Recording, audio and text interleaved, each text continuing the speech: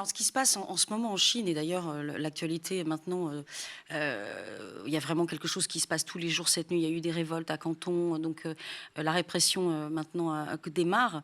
Ce qui est très intéressant dans ce printemps chinois, je ne sais pas si on peut l'appeler printemps chinois comme on l'a appelé en Tunisie. Rappelons-nous quand même que Twitter a été un formidable outil de réveil, de sursaut populaire, ce qui a marqué d'ailleurs l'histoire de Twitter, on en parlera plus tard.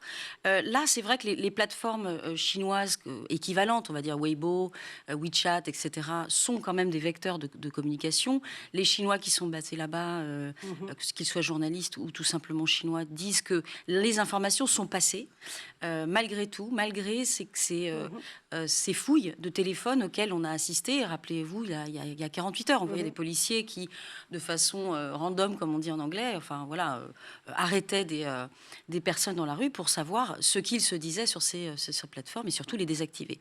Ce qu'on sait aujourd'hui, c'est que ces fameuses plateformes de communication très populaires, puisque avec WeChat, il ne faut pas oublier que c'est un outil de paiement au quotidien. Absolument, c'est un outil intégré. Hein. C'est-à-dire que voilà. Quand on parle de plateformes chinoises ou de plateformes asiatiques, parce qu'il y a aussi des concurrents intégrés, notamment en Corée avec Naver, pour ne pas les citer, on vit l'intégralité de sa vie numérique, digitale, mais aussi sa vie pratique en ligne. C'est ça, et c'est tout le problème de ces outils qui sont à la fois des vecteurs de la révolte, de la colère des Chinois et surtout des étudiants, qui sont évidemment très natives, digital natives bien sûr, mais malgré tout c'est un blocage, c'est une censure qui a lieu sur les plateformes chinoises.